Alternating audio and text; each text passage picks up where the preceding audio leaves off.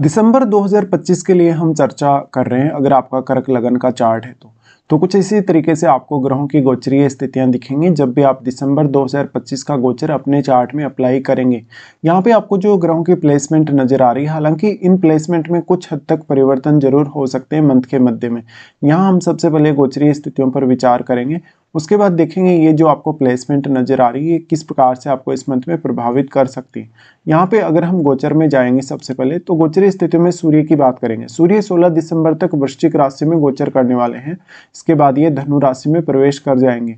बुध का गोचर देखा जाए तो 6 दिसंबर से वो वृश्चिक में आ रहे हैं और उसके बाद 29 दिसंबर से धनु राशि में प्रवेश कर रहे हैं। शुक्र का गोचर देखेंगे तो शुक्र वृश्चिक में रहने वाले हैं और 20 दिसंबर से अपना राशि परिवर्तन करके ये भी धनु राशि में प्रवेश कर जाएंगे। मंगल वृश्चिक राशि में गोचर करेंगे लेकिन 7 दिसंबर से फिर से अपना राशि परिवर्तन कर लेंगे और धनु राशि में प्रवेश करेंगे। बृहस्पति अभी फिलहाल अगर देखा जाए तो 5 दिसंबर से मिथुन राशि में गोचर करेंगे। हालांकि 5 दिसंबर तक की जो उनकी स्थिति है वो कर्क राशि में होगी और बृहस्पति अभी वक्री कंडीशन में भी है। शनि आपको मीन राशि में देखने को मिलेंगे, वहीं चंद्रमा 1 दिसंबर को मेष राशि में देखने को मिलेंगे। राहु फिलहाल गोचर कर रहे हैं कुंभ राशि में और केतु गोचर कर रहे हैं सिंह राशि में। तो इस प्रकार से आपके लिए गोचरीय स्थितियां रहने वाली। अब हम देखेंगे ये जो गोचर है आपको किस प्रकार का प्रभाव दे सकता है। सबसे पहले आपके लग्नेश से स्टार्ट करेंगे। लग्नेश आपके चार्ट में चंद्रमा है। चंद्रमा फिलहाल गोचर करेंगे आपके इस मंथ के स्टार्टिंग में, लगभग पहले दिन आपके 10th हाउस में होंगे। 10th हाउस में होंगे तो देखिए ये कैरियर के लिए कोई भी प्रकार की प्लानिंग्स करने के लिए काफ़ी बेटर होगा। इस समय आप अपने कैरियर स्पेसिफिक कोई भी अगर प्लान कर रहे हैं फ्यूचर के लिए तो आप उस पर फोकस कर पाएंगे। कैरियर पे मेजरली आपका फोकस रहेगा ही। तो शुरुआत में अपने कैरियर रिलेटेड कोई इंपॉर्टेंट काम के लिए आप कहीं ना कहीं बिजी हो सकते हैं। चंद्रमा यहाँ है तो आपका आपके प्रोफेशन के प्रति जो चिंता है या जो आपका लगाव है प्रोफेशन के प्रति वो काफ़ी ज़्यादा बढ़ेगा। फिर चंद्रमा जा रहे हैं आपके 11th हाउस में जहाँ पर वो उच्च की स्थिति में होंगे। यहाँ चंद्रमा की ये स्थिति आपको काफ़ी आर्थिक रूप से फायदा करवा सकती है कहीं ना कहीं। और साथ में क्योंकि यहाँ जो चंद्रमा होंगे उच्च की स्थिति में होंगे तो आपकी अपेक्षाएं भी काफ़ी ज़्यादा हाई होंगी। इस समय आप किसी न किसी को सपोर्ट करेंगे आर्थिक तरीके से। यहाँ चंद्रमा आ रहे हैं तो ये आपके नेटवर्क सर्किल के लिए अच्छा होगा। आपको नए लोगों से जुड़ने या नए लोगों से मिलने के लिए मौका मिलेगा। साथ ही साथ आप अपनी कोई बड़ी अपेक्षा पूर्ण कर पाएंगे। चंद्रमा का दृष्टि होगा आपके पंचम भाव पे, जहाँ पर आप अपनी संतान के लिए या अपने किसी भी अन्य रिश्ते के लिए थोड़े इमोशनल दिखेंगे। चंद्रमा फिर जा रहे हैं आपके 12वें घर में, जहाँ पर वो लगभग अगर देखा जाए 5 या 6 तारीख के आसपास रहेंगे आपके 12th हाउस में, जहाँ पर वो गुरु से संबंध रख सकते हैं इस समय में। तो आपको ये जो फेज दिखेगा लगभग 2 दिन का, इसमें आप काफ़ी पूजा पाठ करेंगे, स्पिरिचुअल रहेंगे या कुछ आध्यात्मिक ग्रंथों का अध्ययन करेंगे या धार्मिक पुस्तकों में आपकी रुचि बढ़ेगी।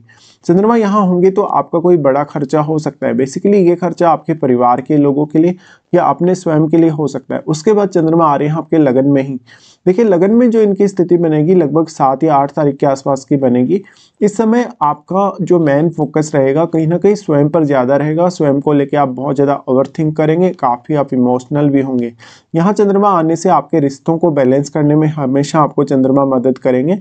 चंद्रमा यहाँ से फिर दृष्टि डालेंगे आपके सप्तम पर, तो आपका जो रिलेशनशिप है अपने पार्टनर के साथ वो बेहतर होगा। आपका कोई बिजनेस रिलेटेड प्लानिंग है वो बेहतर होगी।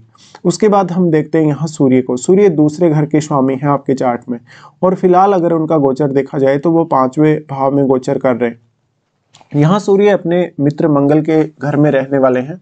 तो सूर्य की स्थिति को अगर यहाँ देखा जाएगा तो मंगल के घर में तो सूर्य होंगे ही, लेकिन वो क्योंकि दूसरे घर के स्वामी होकर यहाँ आ रहे हैं तो आपके लिए कोई भी प्रकार के काम को मैनेज करना थोड़ा आसान होगा। सूर्य यहाँ आ रहे हैं तो आपको कुछ अच्छे आर्थिक फैसले करने के लिए सूर्य प्रेरित कर सकते हैं। और क्योंकि ये शुक्र और बुध के साथ यहाँ होंगे इसलिए आपका मेजरली इनकम सोर्स बढ़ने के चांसेस काफ़ी ज़्यादा होंगे और आप अपना आपको कहीं ना कहीं बहुत ज़्यादा क्रिएटिव देख पाएंगे।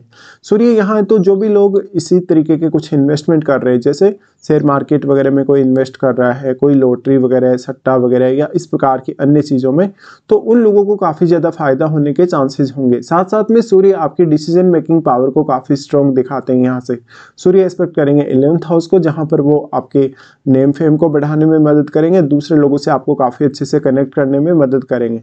इसके साथ साथ आपका जो नेटवर्क है ऑलरेडी, जो आपका सोशल सर्कल है, उसमें आपका मान सम्मान बढ़ेगा। सूर्य यहाँ से फिर अपना राशि परिवर्तन करेंगे। ये इनका जो राशि परिवर्तन होगा लगभग 16 दिसंबर से होगा। 16 दिसंबर से फिर वो आ रहे हैं आपके छठे घर में, जहाँ पर वो गुरु के घर में स्थित होंगे। और गुरु फिलहाल जो ट्रांजिट कर रहे हैं, जब सूर्य ये राशि परिवर्तन करेंगे तो गुरु आपके 12वें घर में स्थित होंगे। ऐसे में गुरु का दृष्टि भी यहाँ होगा। तो आपको अपने कैरियर पर्पस या अपने स्टडी पर्पस के लिए अगर विदेश यात्रा करना हो, विदेश में सेटल होने के लिए देखना हो, तो सूर्य आपकी काफ़ी हेल्प कर रहे हैं। साथ साथ में ऐसा सूर्य आपको कर्ज वगैरह से राहत दिलाएगा, आपका वर्क प्लेस पे मान सम्मान बढ़ाएगा। अगर आपको अपने बॉस से समस्या है, अपने कलीग से किसी भी प्रकार की अगर समस्या है, तो उन मामलों में सूर्य आपकी काफ़ी ज़्यादा हेल्प करने वाले हैं। उसके बाद यहाँ से हम देखेंगे बुध को। बुध आपके चार्ट में तीसरे घर के स्वामी और 12वें घर के स्वामी हैं। बुध फिलहाल गोचर करेंगे पंचम घर में, जहाँ पर वो वृश्चिक राशि में रहने वाले हैं। देखिए बुध का जो गोचर होगा, ये बुध का गोचर आपको डिसीजन लेने में काफ़ी मदद करेगा और आप काफ़ी क्विक फैसले ले पाएंगे। अब क्योंकि बुध आपके तीसरे घर के स्वामी है, सबसे पहले यहाँ पे तीसरे घर के स्वामी होने की वजह से ऐसा बुध आपको काफ़ी इंटेलिजेंट बनाता है, काफ़ी क्रिएटिव बनाता है। आपके लिए क्या सही है क्या गलत है, इन सब को लेकर आप काफ़ी अलर्ट रहेंगे। बुध आपके चार्ट में क्योंकि 12वें घर के लॉर्ड हैं, तो अगर आपका संतान के पर्पज से या अपने स्टडी के पर्पज से कोई भी कनेक्शन अगर 12th हाउस से बनता है या विदेश से बनता है, तो आपके लिए बुध काफ़ी ज़्यादा बेहतर अवसर लाने वाले हैं। मेन बात ये है कि इस प्रकार का जो बुध होगा वो आपके रिस्क को कम करेगा और रिश्तों को लेकर आप उतने ज़्यादा इमोशनल यहाँ नहीं होंगे। बुध का दृष्टि होगा आपके 11th हाउस पे, जहाँ पर वो आपको कुछ नए इनकम सोर्सेज बनाने या कुछ इनकम से रिलेटेड डिसीजन लेने के लिए बेहतरीन स्थिति दिखाते हैं, क्योंकि वो यहाँ अपने मित्र शुक्र के घर पे दृष्टि डाल रहे हैं और शुक्र भी यही होंगे। तो बुध का ये वाला ट्रांजिट आपको काफ़ी फेवर करेगा और यहाँ पर जो सूर्य हैं उनके आ जाने की वजह से यहाँ बुध को भी काफ़ी ज़्यादा मदद मिलेगी। अब जो बुध की स्थिति है, अगर इनकी स्थिति को देखा जाए तो ये 29 दिसंबर से फिर जा रहे हैं धनु में। धनु का जो बुध होगा 6th हाउस में बुध आ जाएंगे, तो आपकी डेली लाइफ में आपको काफ़ी मदद करेंगे। साथ साथ में आपके लिए एफर्ट करना आसान होगा, कोई भी प्रकार के रिस्क लेना आसान होगा। जो भी लोग कंपटीशन वगैरह फाइट करने के लिए देख रहे हैं या जो भी लोग कोई नया अपना कैरियर की शुरुआत कर रहे हैं, उन लोगों को भी यहाँ बुध काफ़ी सपोर्ट करेगा। साथ ही बुध यहाँ दृष्टि डालेंगे आपके 12th पे, जहाँ पर वो अपने ही घर पे दृष्टि डालेंगे। तो इस समय आपका अगर फॉरेन से कुछ कनेक्शन है ऑलरेडी या फॉरेन से आपको किसी भी तरीके से अगर इनकम प्राप्त हो रही है, तो उन मामलों को मैनेज करने के लिए बुध की आपको सहायता मिलेगी। उसके बाद हम देखते हैं शुक्र को। शुक्र आपके चार्ट में 4th लॉर्ड है, साथ ही साथ ये आपके 11th लॉर्ड भी हैं। शुक्र इस समय आ रहे हैं पंचम भाव में। देखिए वृश्चिक राशि में यहाँ शुक्र रहने वाले हैं, तो वृश्चिक का जो शुक्र होगा मेनली जो यहाँ इनकी स्थिति है 20 दिसंबर से फिर ये राशि परिवर्तन हालांकि कर लेंगे, तो 20 तारीख तक की स्थिति इनकी पंचम में है आपकी। इस समय आपका जो मैरिड लाइफ है उस पर थोड़ा नेगेटिव इम्पैक्ट शुक्र दिखाते हैं, क्योंकि आप अपने पार्टनर को छोड़ के किसी और की तरफ अट्रैक्ट हो सकते हैं। आपका पार्टनर के साथ रिलेशनशिप काफ़ी ज़्यादा प्रभावित हो सकता है। आप काफ़ी क्रिएटिविटी का इस्तेमाल इस मंथ में कर सकते हैं। ऑलरेडी आप चंद्रमा से रिप्रेजेंट होने वाले पर्सन हैं और अगर आप एक स्त्री हैं तो इस केस में आपकी क्रिएटिविटी और भी ज़्यादा स्ट्रांगली बढ़ेगी। अब क्योंकि शुक्र 4th लॉर्ड है, इसलिए फैमिली रिलेटेड कार्यों को मैनेज करना आपके लिए आसान होगा। साथ साथ में अपने लिए कुछ नए इनकम सोर्सेज खोजना भी आसान होगा। साथ ही अपने इनकम को मैनेज करना या इनकम से रिलेटेड कुछ नए फैसले आप इस समय ले सकते हैं। शुक्र फिर आ रहे हैं आपके छठे भाव में। छठे भाव का जो शुक्र होगा वो आपसे कुछ मेजर खर्चे करवा सकता है। ये खर्चे अपने परिवार के लोगों के लिए या आप किसी अन्य को किसी भी तरीके से सहायता करेंगे, इनके लिए हो सकते हैं। शुक्र का यहाँ जो प्लेसमेंट होगा वो कहीं ना कहीं आपको मान सम्मान और अच्छा रेस्पेक्ट दिलाएगा आपके वर्क प्लेस पे। उसके बाद हम देखते हैं मंगल को। मंगल आपके 5th हाउस के स्वामी और आपके 10th के स्वामी हैं। देखिए मंगल का अगर गोचर देखेंगे तो मंगल फिलहाल ट्रांजिट कर रहे हैं छठे घर में, जहां पर वो आपके चार्ट में आपको कैरियर में काफ़ी हेल्प कर रहे हैं। यहाँ पे मंगल होंगे तो निश्चित तौर पे आपको आपकी डेली लाइफ को मैनेज करने या डेली लाइफ के कार्य करने में मदद मिलेगी। साथ में क्योंकि मंगल यहाँ पंचमेश है और 10वें घर के स्वामी है, तो मेनली आपका फोकस अपने कैरियर पे ही होना चाहिए। मंगल यहाँ है तो कभी कभी बॉस के साथ या कभी कभी कलीग्स के साथ कुछ दिक्कतें आपको सामने आ सकती हैं। मंगल का ये प्लेसमेंट होने से अब आप अपने रूटीन को कितना अच्छे से प्लान कर पाते हैं, अपनी डेली लाइफ को कितना अच्छे से आप देखते हैं, इन सब के लिए मंगल का आपको काफ़ी हद तक सपोर्ट रहेगा। तो मंगल की जो स्थिति है यहाँ पर फिर वो क्योंकि 7 दिसंबर से आ रहे हैं, तो 7 दिसंबर से मंगल यहाँ आपको सपोर्ट करेंगे धनु राशि में। हालांकि पहले जो इनका गोचर होगा 7 दिसंबर से पहले तक वो आपके पंचम में होगा। पंचम का मंगल अपने घर में होगा, तो रिश्तों के लिए तो उतना अच्छा नहीं है, लेकिन आपको डिसीजन लेने में काफ़ी क्विक बनाएगा।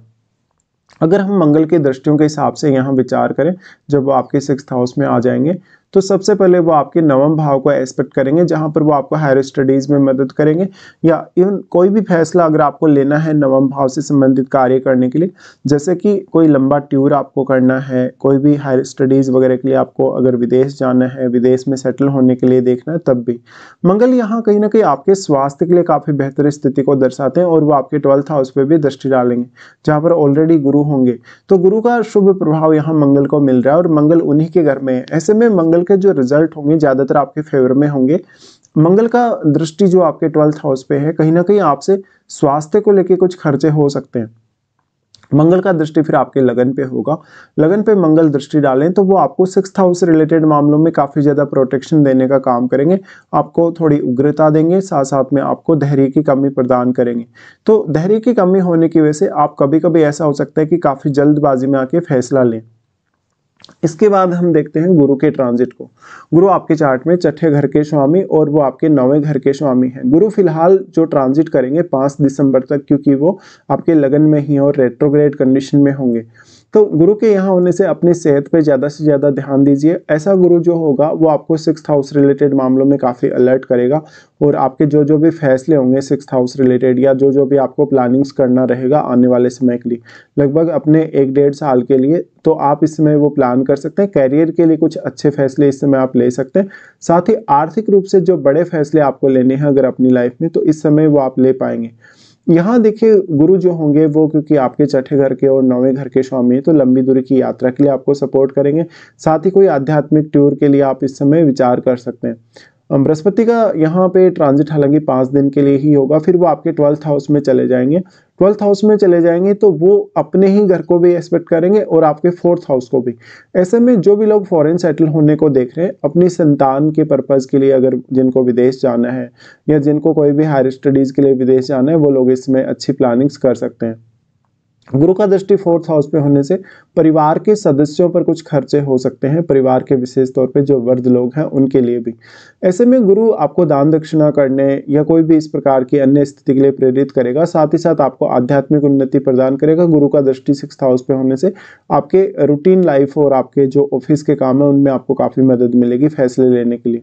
फिर इनका दृष्टि होगा आपके 8th हाउस पे। 8th हाउस पे जब भी गुरु दृष्टि डालें तो आर्थिक रूप से अच्छा होगा और आपके रिलेशनशिप को बेटर बनाएंगे, लेकिन यहाँ आपके वो ज्ञान को भी काफ़ी ज़्यादा बढ़ाने वाले हैं। तो ये उन लोगों के लिए ज़्यादा बेटर होगा जो लोग हायर स्टडीज़ में हैं, जो लोग कोई रिसर्च वर्क कर रहे हैं या इसी प्रकार का कोई अन्य काम कर रहे हैं। उसके बाद हम शनि को देखते हैं। शनि आपके चार्ट में 7वें घर के और 8वें घर के स्वामी हैं। फिलहाल शनि का गोचर है आपके 9वें घर में, जहां पर अब वो मार्गी हो चुके हैं। तो मार्गी होने से देखिए पार्टनर के साथ अगर आपको कोई लॉन्ग डिस्टेंस टूर करना है, अगर आपको विदेश जाना है, या जिन लोगों को भी विदेश से ऑलरेडी इनकम प्राप्त हो रही है उन लोगों के लिए काफ़ी बेटर होगा। साथ साथ में आप फ्यूचर की कुछ ऐसी प्लानिंग्स कर सकते हैं जहाँ पर आप आने वाले समय में विदेश यात्रा करें या तो विदेश सेटल होने के लिए देखें। शनि यहाँ पे अष्टमेश भी हैं। अष्टमेश हैं तो ये उन लोगों को काफ़ी मदद करेंगे जिनका कोई भी प्लान होगा आने वाले समय में विदेश जाने या अपनी हायर स्टडीज़ को आगे बढ़ाने में। शनि यहाँ 9वें भाव में, तो पिता के साथ हो सकता है आपके रिश्ते थोड़े प्रभावित हों। यहाँ पे शनि का दृष्टि आ जाता है आपके सबसे पहले 11th हाउस पे। देखिए 11th हाउस पे शनि का दृष्टि का होना आपको काफ़ी हद तक मदद करेगा अगर आपको विदेश से इनकम सोर्स अपने लिए लाना है या विदेश से किसी भी तरीके से आपके पास पैसा आ रहा हो। इवन यहाँ शनि आपकी अपेक्षाओं को भी काफ़ी मजबूत करेंगे और अपने धन को भी आप अच्छे से मैनेज कर सकेंगे। साथ साथ में ऐसा शनि आपको विदेश के लोगों से अच्छे से कनेक्ट करेगा।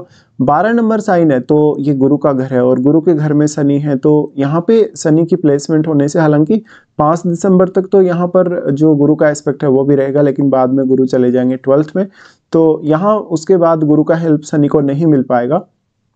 इस वजह से मेनली आपको स्टडी पर्पज़ या कोई भी स्पेसिफिक ऐसा पर्पज़ जिसमें लाइफ में आपने कुछ अचीवमेंट्स के लिए विचार किया है, तो इसके लिए आप आगे बढ़ सकते हैं। शनि यहाँ से जो दृष्टि आपके 11th हाउस पे डाल रहे हैं वो आपके अपेक्षाओं को काफ़ी ज़्यादा बैलेंस में लाने की कोशिश करेंगे। शनि यहाँ आपको काफ़ी ज़्यादा हार्ड वर्क करवाएंगे क्योंकि वो तीसरे घर पर भी दृष्टि डाल रहे हैं। इसलिए मेजरली आपको कोई भी बड़ा फैसला लेना है, आपको लाइफ में कोई भी बहुत बड़ा अगर इस समय रिस्क वगैरह लेना है तो आप काफ़ी अच्छे से प्लान कर सकेंगे। साथ साथ में आपके हार्डवर्क की वजह से मेजरली आपको इस मंथ में सफलता मिलेगी किसी भी पर्टिकुलर काम में। साथ ही साथ इस समय आप जितने ज़्यादा पंक्चुअल होंगे अपनी डेली रूटीन में या डेली लाइफ में, उतने ही आप बेहतर कर पाएंगे। इसके साथ ही शनि का प्रभाव होगा आपके 6th हाउस पे। देखिए 6th हाउस पे जो शनि का प्रभाव है यहाँ वो आपको काफ़ी मदद कर रहे हैं आपकी रूटीन लाइफ या आपकी डेली लाइफ में। इसलिए जो जो भी फैसले आपके डेली लाइफ से रिलेटेड होंगे, आपके आर्थिक मामलों से रिलेटेड होंगे, उनमें भी शनि आपको काफ़ी ज़्यादा डेडिकेशन देने वाले हैं। शनि का प्रभाव 6th हाउस पे होने से आप अपने शत्रुओं को ईजिली पराजित कर सकेंगे और अपनी रूटीन लाइफ में जितने पंक्चुअल होंगे आपको उतना ज़्यादा फायदा मिलेगा। तो यहाँ पे हमने सभी ग्रहों के बारे में अभी डिस्कस किया। तो मेजरली ये जो मंथ है आपके लिए आर्थिक मामलों के लिए और करियर रिलेटेड मामलों के लिए काफ़ी ज़्यादा बेटर साबित हो सकता है। अब हम राहु और केतु के लिए कोई विशेष चर्चा यहाँ नहीं करने वाले। अब ये देख लेते हैं कौन कौन से आपके लिए अच्छे दिन है और कौन कौन से आपके लिए कुछ खराब दिन इस मंथ में आने वाले। सबसे पहले अच्छे दिनों की बात करेंगे तो आपके लिए अच्छे दिनों में 1 से 4 तारीख तक, उसके बाद 7 से 9 और 14 से 16 तारीख तक ये दिन आपके लिए काफ़ी ज़्यादा बेटर साबित होंगे। अगर मान लो आपका कोई भी काम ऐसा है जो नहीं बन रहा, जिस काम में आपको बार बार रुकावटें आ रही हैं या बार बार आपको एफर्ट लगाना पड़ रहा है किसी भी पर्टिकुलर काम के लिए, तो आप वो काम को इन दिनों में प्लान कर सकते हैं। उसके बाद देखेंगे कौन कौन से आपके लिए कुछ खराब दिन आने वाले हैं। जब चंद्रमा का गोचर धनु राशि में होगा तो 19 से 21 तक ये स्थिति बनेगी। इस स्थिति की वजह से अक्सर हो सकता है आप अपना पैसा खो दें या तो आप काम करते हुए कंफर्टेबल ना हो। 19 और 21 को किसी के साथ भी कोई भी लेन देन करते हुए, विशेषकर पैसे का, तो आपको बहुत ज़्यादा सावधानी रखनी होगी। चंद्रमा का गोचर जब कुंभ में होगा तो 24 और 26 तक ये स्थिति बनेगी, यानी 24, 25 और 26 को। ये 3 दिन आपके लिए काफ़ी स्ट्रेस वाले रहेंगे। इस समय आपको आर्थिक रूप से कुछ बड़े लाभ हो सकते हैं, लेकिन आप मानसिक तौर पे उतने कंफर्टेबल नहीं होंगे। इसके साथ साथ चंद्रमा जब गोचर करेंगे आपके 12th हाउस में तो 5 और 6 को आपका कोई बड़ा खर्चा होगा। 5 और 6 को आर्थिक रूप से कुछ गलत फैसले भी आपके हो सकते हैं। साथ ही स्वास्थ्य को लेके कुछ मेजर फैसले या कहीं ना कहीं स्वास्थ्य को लेके कुछ मेजर खर्चे होने की संभावना 5 और 6 को ज़्यादा रहेगी। साथ ही वो फैसले जहां पर आपको लगता है कि आपसे गलती हो सकती है, तो ऐसे फैसले आप 5 और 6 को अवॉइड करके चल सकते हैं। तो ये कुछ आपके लिए खराब दिन इस मंथ में रहने वाले हैं। फिलहाल हमने पूरा डिस्कशन यहाँ पे किया गोचर के हिसाब से। फिलहाल आपको वीडियो देखने के लिए धन्यवाद।